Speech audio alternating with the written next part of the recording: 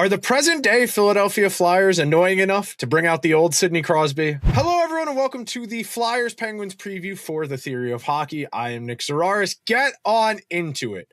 Flyers Penguins, if you are of a certain age, activates certain core memories. If you're about 30, almost my age, you'll recall last decade, those were two of the better teams in the league, both going pretty far in the postseason. 2009, the Penguins win the Stanley Cup. The Flyers make the Stanley Cup final in 2010. They have another conference final appearance a couple years prior. But these were two teams close to the top of the Eastern Conference at the time. That Claude Giroux, Sidney Crosby dynamic was very real. There was real animosity between the Penguins and the Flyers at the time. That 2012 series, that first rounder, lives in infamy. More than 300 penalty minutes across 6 games. The two teams combined to score 45 goals in the first 4 games. The Flyers won that series in 6 games. They ultimately lost to the New Jersey Devils in the second round of those playoffs and kind of ended that window of contention in the early 2010s around Braden Shen, Claude Giroux, very young, Sean Couturier, Ilya Bryzgalov, obviously as the goalie there. But when you think about the narratives and the context for these two teams, I think it's unavoidable to start out with the idea that both of these teams are kind of just happy to be here. And I think that mindset is an opportunity. And I know a lot of the time we look at professional athletes, we take a lot of what they say at face value, and we think about how we would react in their situation or maybe try and contextualize their experience around our own. And for a situation like this, where coming into the season, the Penguins were expected to be in the Gavin McKenna sweepstakes.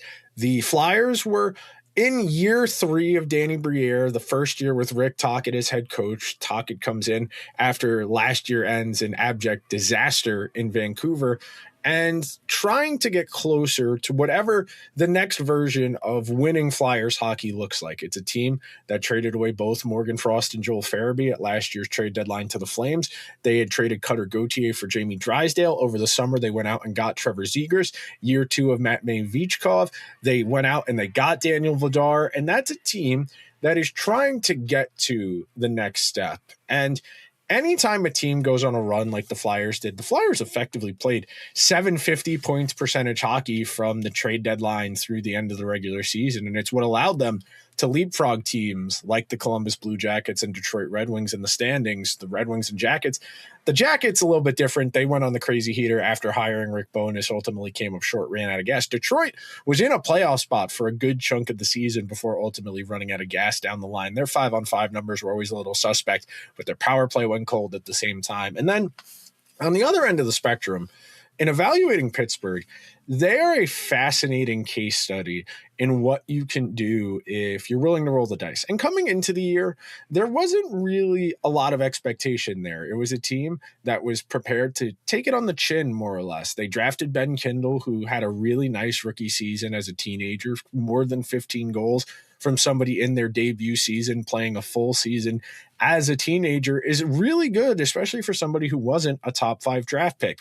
And I bring that up because a lot of the Penguins' quality this year is inherently tied to the depth that they were able to manufacture through free agency, through buy low trades. You think about Anthony Mantha led this team in goals. Anthony Mantha, who's been in Detroit, Washington, Calgary, who has bounced around from team to team, who has really nice traits. He's big, he skates well, but this is the best hockey of Anthony Mantha's career.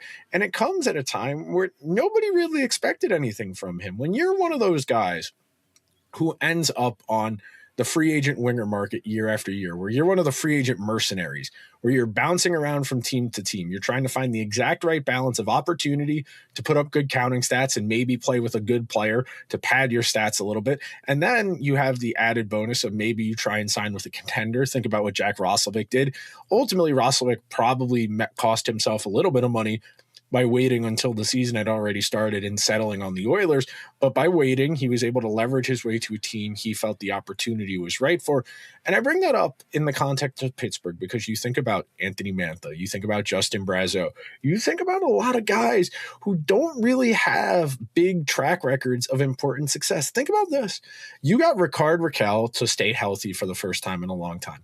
You had Evgeny Malkin go over a point per game this year. I know Malkin only played 50-odd regular season games, but he was still highly effective in the games he did play to start out the postseason. It looks like, at least for now, he's going to kick out and play on Rakell's wing. They're going to start with Sid, with Brian Rust, and they'll go from there. Rust is still kicking at a reasonably high level. The Penguins had 10 different players record at least 15 goals in the regular season. The Flyers only had 6 over the course of the regular season. What's crazy to me, the Penguins can really score. And that might sound stupid, but look at this lineup on paper and tell me guys are producing within expectation. For Sidney Crosby, yes, he's been over a point per game his entire life. I imagine Sidney Crosby could conceivably play until he was 45 and put up close to a point per game because of how advanced his hockey sense is and how good his mind is at processing the game. But you go down the list of who's on this team, and you're telling me this is the team that finished third in the league. The Penguins scored 290 goals this year in the regular season. They scored the third most goals of any team in the entire NHL. Their defense, less than ideal, 23rd in goals against, which isn't great. A top 10 power play, a top 10 penalty kill, top 5 shooting percentage. The save percentage, big question mark, and we'll talk a little bit about that Arthur Shelov, Stuart Skinner dynamic. It looks like it'll be Skinner. Shelov has a little bit of playoff experience. He had played for Vancouver a couple years ago when they had their nice season, 2023, 2024. But for me, Pittsburgh's got good metrics, man. You go under the hood, they're third in goals for per 60, 12th in goals against per 60. So even though they give up a lot at a rate basis, not as much. They're 11th in shot attempts for, 12th in shot attempts against, 8th in scoring chances for, 15th in scoring chances against, 4th in expected goals, 21st in expected goals against. So that should give you a little bit of flavor. This is a really interesting stylistic matchup, and we'll talk about the Flyers metrics in a second. Because Pittsburgh creates a lot of offense. They are, by all accounts, a really well-rounded offensive team. You don't put up 290 goals in an 82-game season if you haven't figured something out. Having a top 10 power play in conjunction with really good underlying numbers. And look, the Mike Sullivan era unwinds. Kind of ugly there. The last couple of years didn't go as to be expected. Those Penguins teams under Mike Sullivan underperformed their expected goals metrics, typically finishing a little bit less than you would expect based on the quality of the offense they were able to create. But I bring that up because the Flyers, on the other hand, they are not an offense-first team. The Flyers play what Rick Tockett's ideal sense of hockey. Rick Tocchet hockey is about defense, it is about counterattacking off the rush, and it is about minimizing the danger. The Flyers, their underlying metrics, they're not great. 22nd in goals, 9th in goals against. Okay. The worst power play in the NHL in the regular season. 23rd in penalty kill. 13th in shooting percentage, 24th in save percentage. But where the Flyers have an argument, and why I think this is an interesting series, stylistically in particular, 5th in goals against, 4th in shot attempts against, 9th in scoring chances against, 3rd in expected goals against. This is a team that does a very strong job of limiting quality offense against. And the Penguins, Sid's still going to get his, Brian Rust is still going to get his, but this is a Penguins team that's going to rely on its volume to kind of wear you down and try and score that way. Whereas the Flyers, they're situational. The Flyers' ideal outcome, and Rick Tocchet had talked about this a few weeks ago, I believe it was on Canadian television. He had said something along the lines that after the Olympics, where he had worked with Pete DeBoer, or talked to Pete DeBoer, I should say, who wasn't with the team at the time. DeBoer helped consult and work on how they were going to break out more cleanly and get from defense to offense more quickly. And I think you've watched it over the last 15 games of the regular season or so, as the Flyers have really jumped and seized the opportunity in front of them. I mean, at the beginning of the month, the Flyers were in the single digits for probabilities of even making the playoffs to begin with, which should give you a bit of context how crazy it is that they went on the run they did, going on that 750 points percentage run. And when you want to talk about this series, I find this to be a really ripe opportunity for an upset because of the stylistic situation. The Penguins do not play very good defense. Even Erik Karlsson, who I have identified, I think Erik Karlsson is the Penguins' X factor in this series.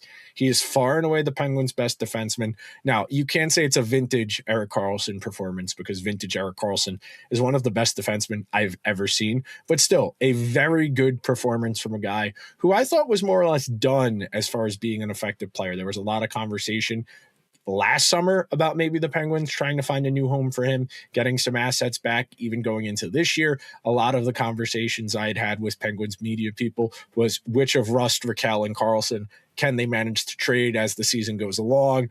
If they're relatively close, would they entertain trading those guys, or would they feel obligated to Sid, to Malkin, to Letang to try and push for it? But Erik Karlsson this year, absolutely lights out. 66 points in 75 games.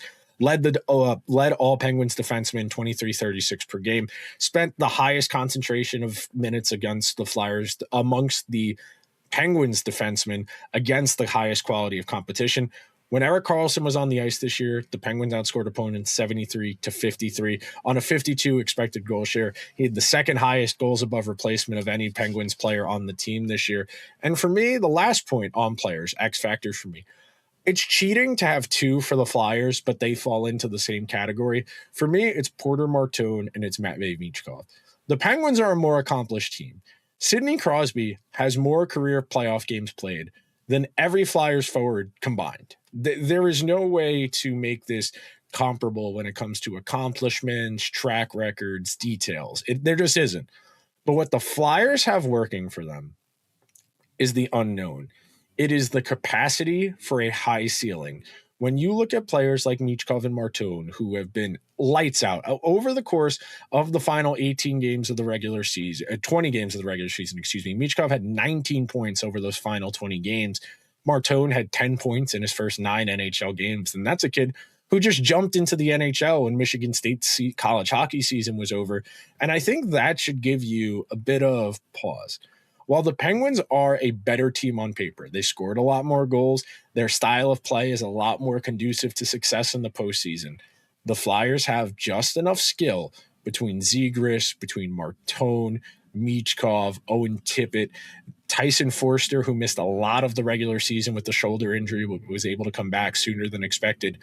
The Flyers have just enough goal-scoring talent that I think they can keep this series close. You think about Daniel Vladar, who doesn't have a lot of playoff experience. He's got a few relief appearances backdating to his time when he was with the Bruins. And then you think about the Penguins with Stuart Skinner. Skinner, each of the last 2 years, has gone to the Stanley Cup final with the Edmonton Oilers. But in the course of the journey of both of those two Stanley Cup final runs, he got benched at various points for Calvin Pickard. Calvin Pickard, somebody who at this point in his career is pretty much an AHL goalie, if that. Calvin Pickard was optioned earlier in the year by the Oilers around the time the Oilers started to do their goalie room makeover, swapping Skinner and Brett Kulak and a pick to get Tristan Jarry. Jarry, who of course lost the Oiler job to Connor Ingram earlier in the year, and Ingram is going to be their starter going into the postseason. I really find this matchup interesting because the Penguins have won with offense, and their defense is a big question mark. Their goaltending is a big question mark. The Flyers,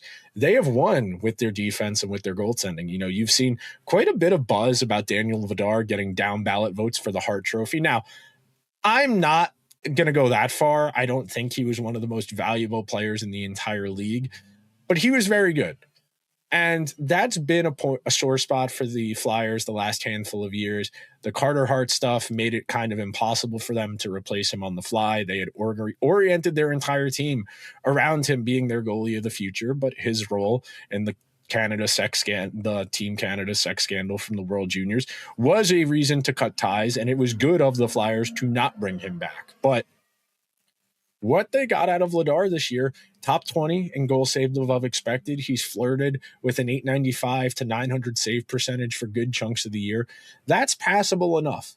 There is enough here that you can talk yourself into the Flyers doing this. Now, if you're of my age, and I know the aura might be waning when it comes to Crosby. He wasn't able to play in the gold medal game of the Olympics, which would have been the ultimate aura test, being that he had hypersprained his knee. And Crosby has been fine since coming back from that lower body injury at the Olympics, but he hasn't been as good as he was pre-Olympics. Crosby was playing at a really high level, and the Penguins were doing a nice job. And look, when we get to these playoff series, a lot of the time we're on the margins. While the Penguins are going to be a slight favorite in this series, as they should, they scored at a lot higher clip in the regular season, and the Flyers had a hard time scoring. All it takes is one little hot streak. And that's why I brought up both Chinakov and both Martone. Those are players who have skill sets and who have profiles as being guys who have untapped potential. Martone, of course, only playing 9 regular season games, and he scored at least 1 point on a point per game basis so far. That gives you pause. Chinakov, almost a point per game over the final 20 games of the regular season in the key games that got the Flyers into the playoffs. Those two players, and Michkov's largely been on the third line, the second power play unit. You throw that in where you have Zegras, who just had a career year, led highest goal total in his career, highest point total in his career. He finished 1 assist short of his career high in assists, career high in high danger chances created, career high in individual expected goals created. The year of Trevor Zegras' life, big workload, big responsibilities, first power play, great. Tippett led the team in goals. Great performance from him. Somebody I think more people will have an appreciation for after watching him in a playoff series. The Flyers have enough talent here to make this interesting. Now, when you look at scores and you look at outcomes, it is generally easier to outscore your problems in the postseason. And I know that bucks your conventional wisdom. You think about the playoffs, you think about better defense, you think about the quality of competition rising, the games becoming tighter checking, less space, lower scoring, which is true.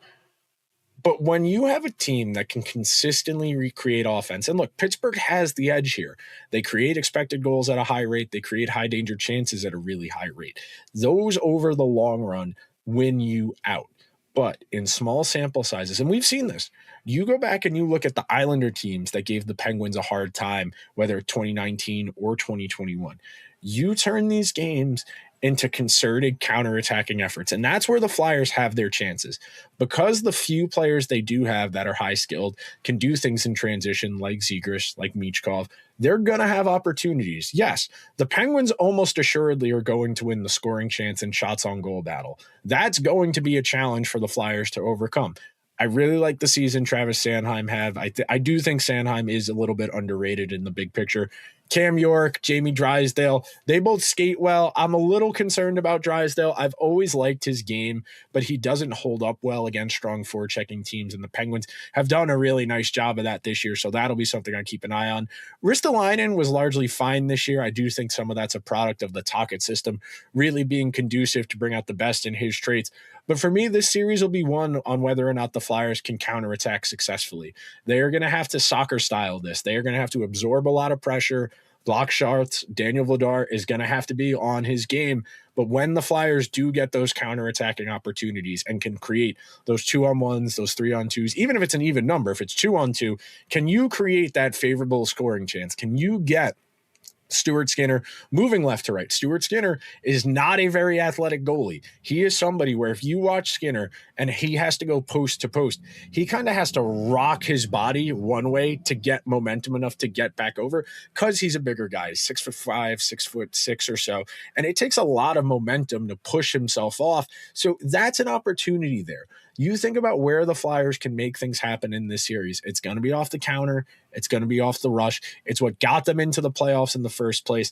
The pick, very straightforward.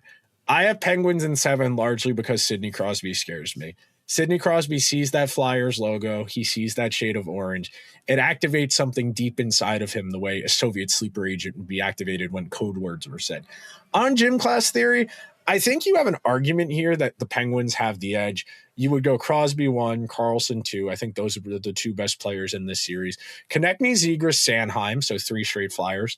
Then Malkin, largely based on reputation, but he's had a good year. I would have Michkov 4 because I think his potential is really high.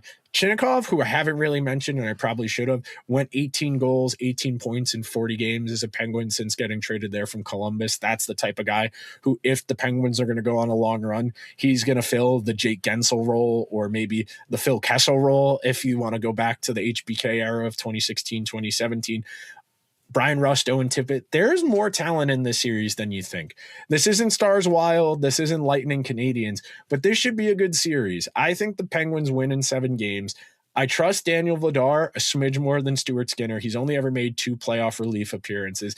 This year, Vladar, 29-14-7, a 906 save, 242 goals against, 22 goals saved above expected. Skinner, 12-9-5, 888 save, 291 goals against, only 7.6 goals saved above expected as a Penguin.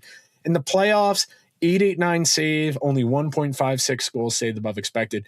The Penguins have a massive edge in experience. They have a massive edge in leadership amongst Crosby, Malkin, etc. But I would not be shocked if the Flyers won this series. Penguins in 7. I do think there is a very real world where the Flyers shock us all and keep this magic carpet ride going into the second round.